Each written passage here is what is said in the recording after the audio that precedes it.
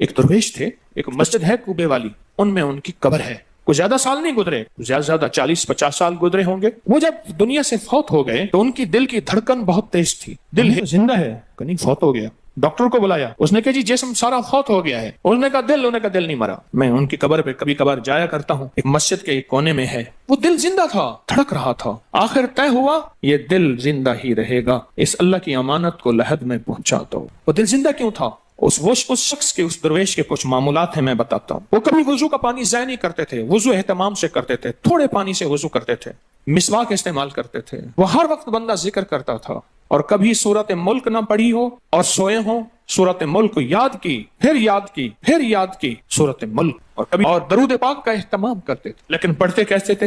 آج ایک درود پاک پڑھنے کی ادا مجھ سے سیکھ لیں اور مجھے سکھا دیں، ہم سب سیکھنے والے ہیں.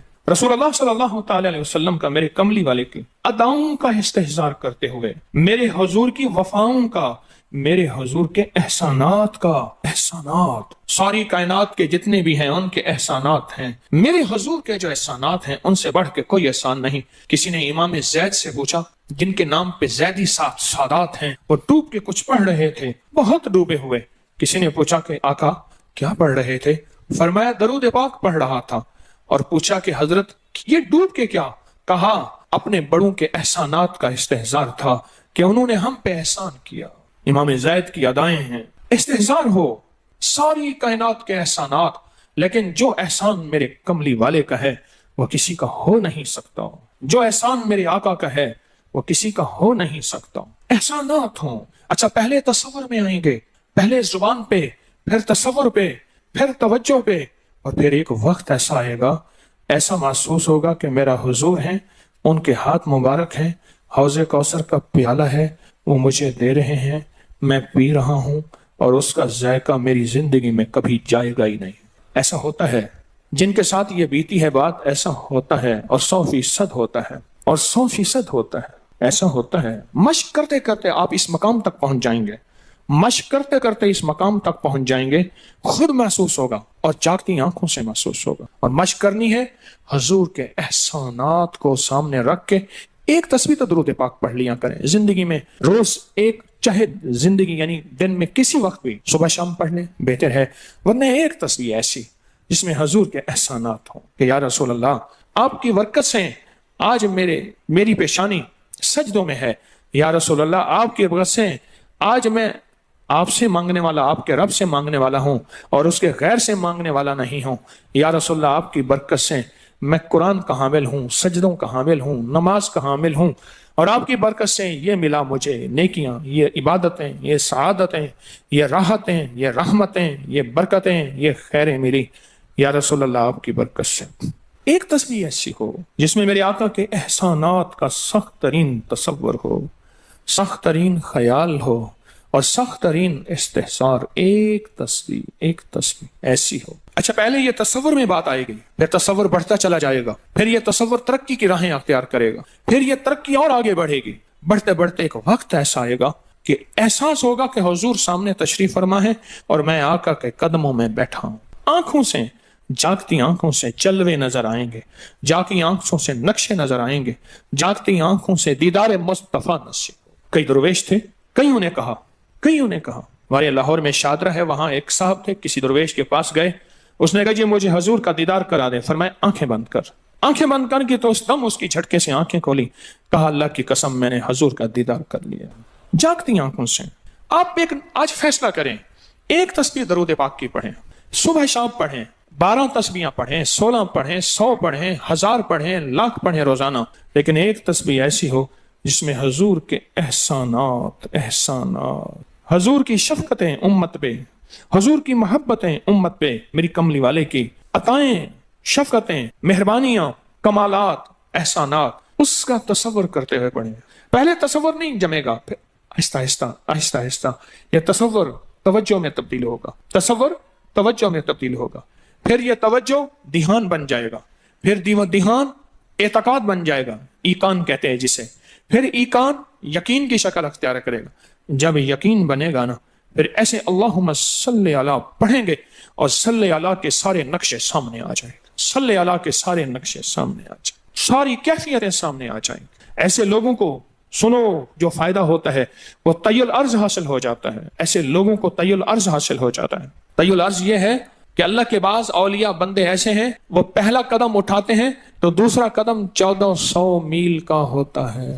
پہلا قدم کے بعد جب دوسرا قدم وہ 1400 میل کا. طی الارض کی آج میں نے آپ کو بنیاد بتا دی. وہ میرے آقا کی محبتیں اور میرے آقا کے احسانات اور میرے کملی والے کے احسانات کا تصور کر کے استحزار قلبی، استحزار لسانی، یہ پڑھ کے درود پاک پڑھیں. زبان سے درود پاک پڑھیں، قبول. بے دہانی سے پڑھیں، قبول.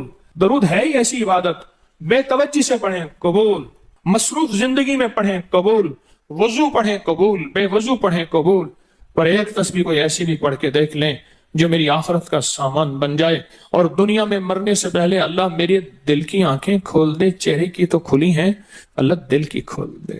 ہاں، دل کی آنکھیں جس کی کھل جاتی ہیں وہ زندگی میں کامیاب، دنیا میں کامیاب، عزتوں کے تاج، شان و شوکت کے تاج. جس کی دل کی آنکھیں کھل جاتی وہ نامراد بھی ہے نا تو بامراد ہو جاتا ہے. اور جو بندہ حضور کے احسانات کے ساتھ ایک تسبیح درود پاک کی پڑھے گا وہ نامراد سے بامراد ہوگا.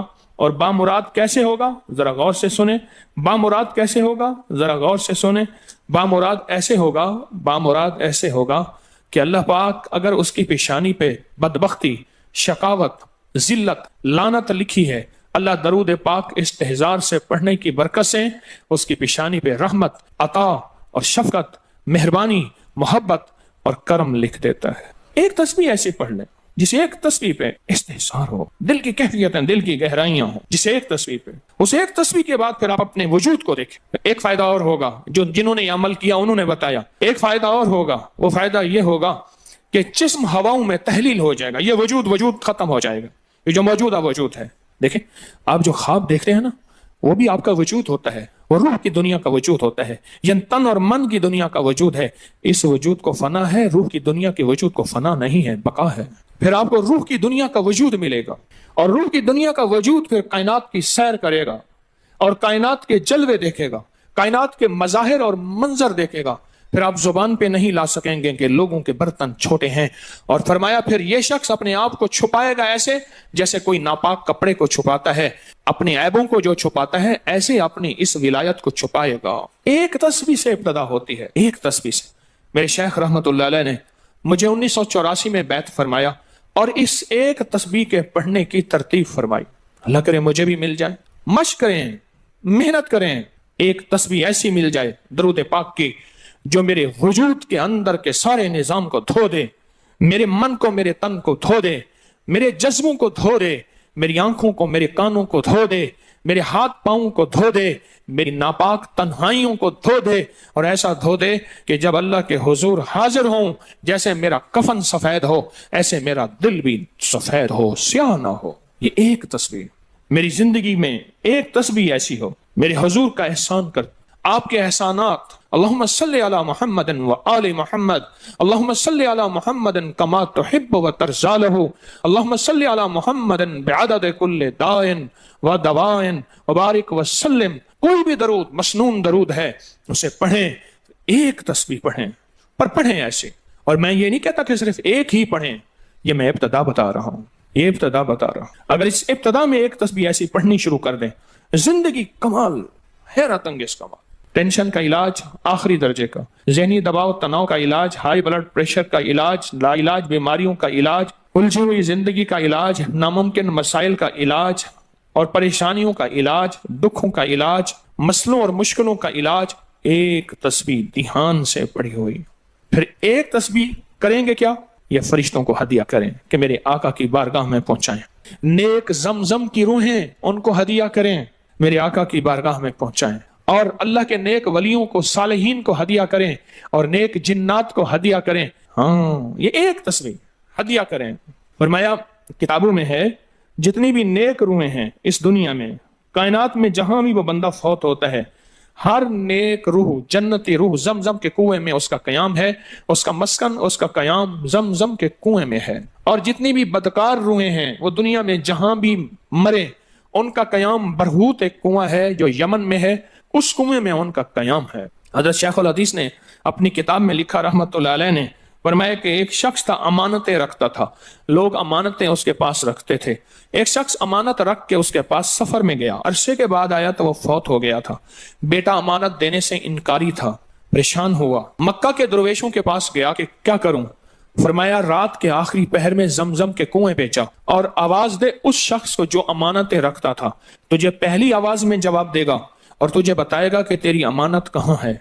रात के आखिरी पहर में गया, सलाम किया, उस शख्स को आवाज दी, आवाज ना आई, फिर आवाज दी, जवाब ना आया, फिर 3 बार, आखिर वापस आया। सुबह दरवेशों के पास फिर गया, कहने लगे इन्ना लिल्लाहि व इन्ना इलैहि राजिऊन। लगता है ऐसे है कि वो जमजम के कुएं की रूह नहीं है, लगता है किसी खता की वजह से किसी पकड़ में है। जाओ यमन में बरहूत के कुएं पे, वहां जाके आवाज दो। वो फिर सफर करते हुए बरहूत के कुएं में गया, रात के आखिरी पहर में आवाज दी तो पहली आवाज में जवाब मिला, तेरी अमानत मौजूद है और वो तेरी अमानत फला जगह पड़ी है, उसको खोद के निकाल ले। और पूछा आप यहां कैसे? कहा कि बस कोई अमल ऐसा हो गया था जिस अमल की वजह से मैं इस वक्त बदकार रूहों के साथ हूं। जितने भी नेक रूहें हैं पूरी कायनात में, अज़ल से लेकर अबद तक, आखिरी दम तक, आदम से लेकर आखिरी दम तक, जितनी भी नेक रूहें हैं वो सारी नेक रूहें, वो सारी नेक रूहें जमजम में रहती हैं। जो दरूद पाक पढ़ें, जो नफली इबादत पढ़ें, जो तस्बीहात पढ़ें, जो जिक्र करें, जो हदिया सदका करें, वो क्या करें? सारे फरिश्तों को पहले हदिया कर दें, फरिश्तों को हदिया कर दें। उनमें वो फरिश्ते भी मौजूद होंगे जो मेरे हुजूर के रोजे पे जाएंगे। सुबह फजर के बाद फरिश्ते जाते हैं, फरिश्ते फजर से लेकर असर तक फरिश्ते दरूद और सलाम मेरे हुजूर के रोजे पे पढ़ते हैं। फिर डिफ्टियां तब्दील होती हैं, फिर असर से लेकर फजर तक और फरिश्ते आते हैं। और यहाँ तक रिवायात में आता है कि जो आज फरिश्तों की जिम्मेदारी लगी है, खिदमत लगी है, फिर वो क़यामत तक उनकी खिदमत फिर नहीं आएगी और वो पछताते रहेंगे।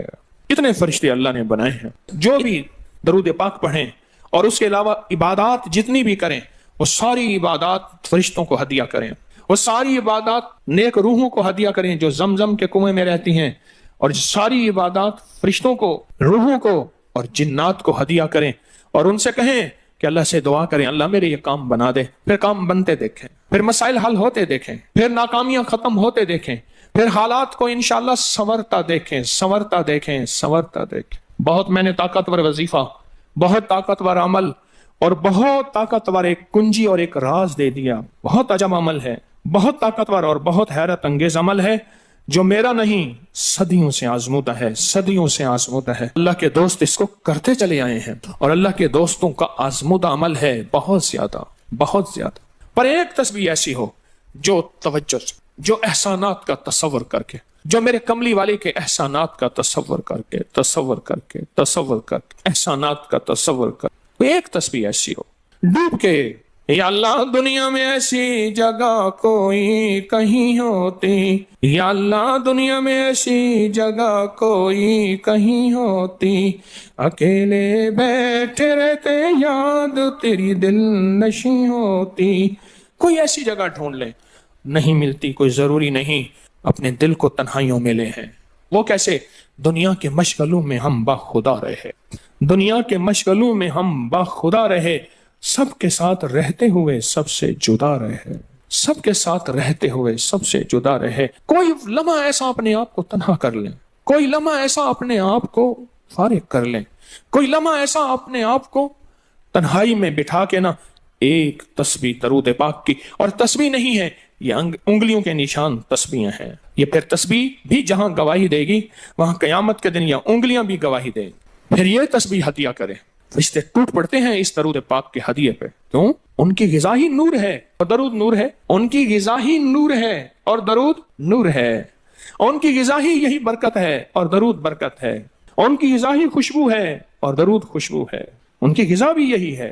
एक तस्बीह ऐसी हो जिसपे आप दीवाने हो जाए। यहाँ तक के बाज़ मुशाहिदात में यहाँ तक कहते हैं, देखने वाले अहले नज़र कहते हैं कि एक तस्बीह जो दिहान वाली पढ़ी और फरिश्तों को मुसलसल हदिया किया, रूहों को हदिया किया और जिन्नात को हदिया किया, तो कुछ ही अरसे में फरिश्ते जागती आंखों से नजर आना शुरू हो जाते हैं और रूहें ख्वाब में आके शुक्रिया अदा करती हैं, और जिन्नात जागती आंखों से, जिन्नात देखें अल्लाह ने जिन्नात को ओझल कर दिया, پردے دے دیے، روحوں کے سامنے پردے دے دیے، فرشتوں کے سامنے پردے دے دیے۔ فرشتے ہیں، میری آنکھ نہیں دیکھ سکتی، ارواح کا نظام، روحوں کا نظام ہے، میری آنکھ نہیں دیکھ سکتی، جنات کا نظام ہے، میری آنکھ نہیں دیکھ سکتی۔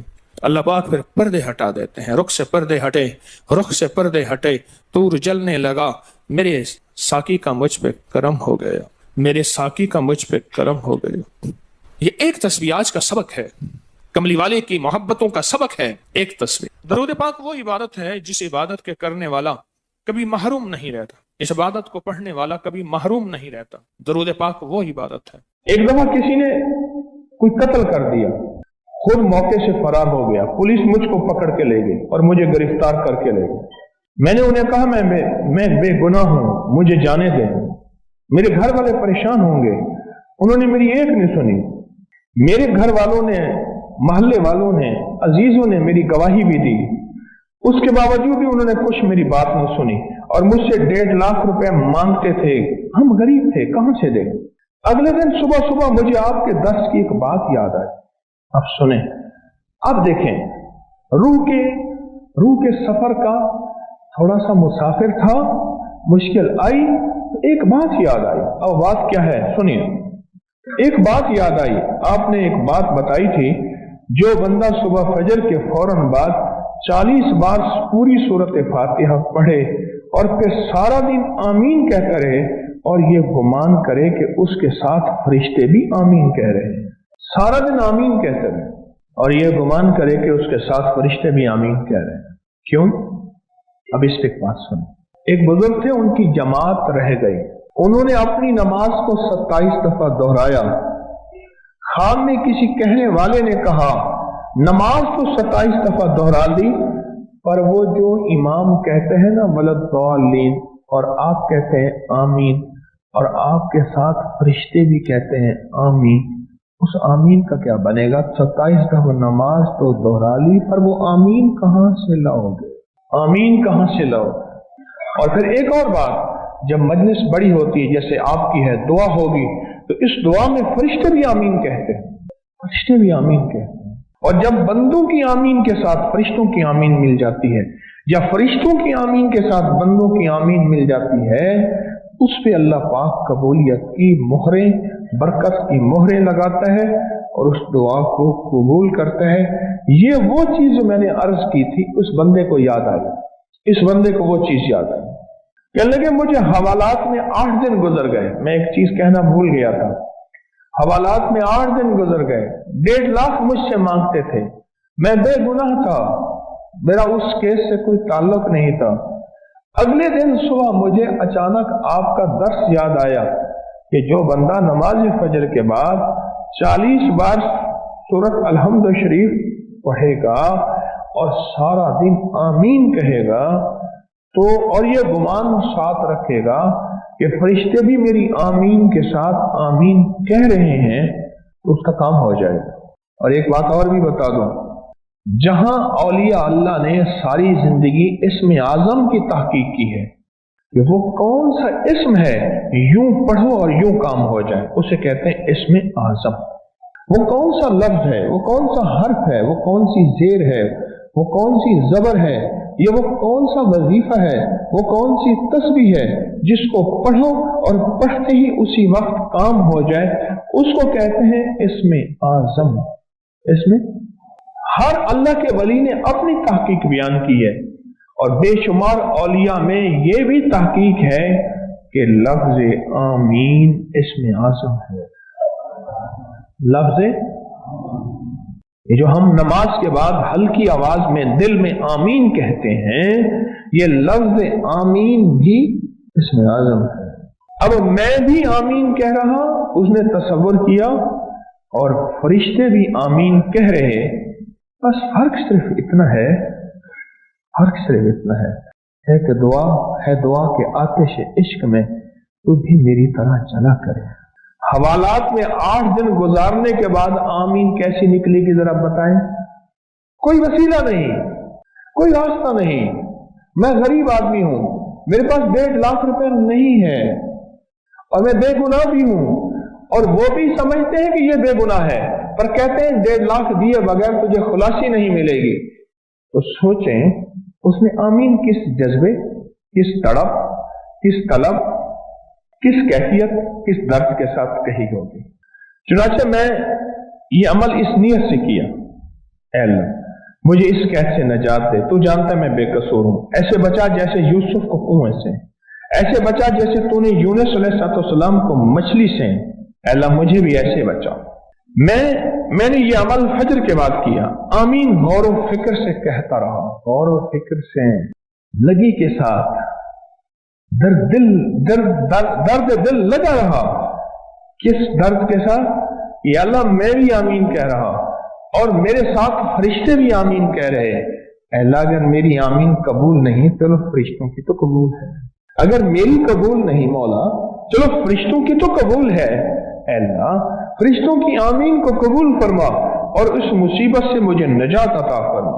अभी सुबह के 10 ही बजे होंगे कि एक पुलिस वाला मेरे पास आया, मुझे कहने लगा अब परेशान न हो, अभी अभी आपकी बेगुनाही साबित होगी। ये कहते उसने अफसर को आवाज दी और अफसर ने दूसरे को कहा और आखिरकार उसने मुझे बंद से कैद से निकाल दिया, घर भेज दिया। मैं बाहर निकल गया, मैंने अल्लाह का शुक्र अदा किया, घर चला गया, पहुंचा मेरे घर वाले हैरान कि पुलिस वालों ने तो पैसों का तकाजा किया था।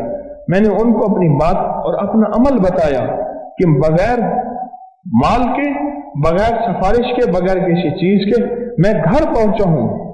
और पहुंचा किस पे हूं कि फजर के बाद मुझे अचानक 8 दिन के बाद याद आया कि ओहो मैंने तस्बीह खाने में तो ये अमल सुना था।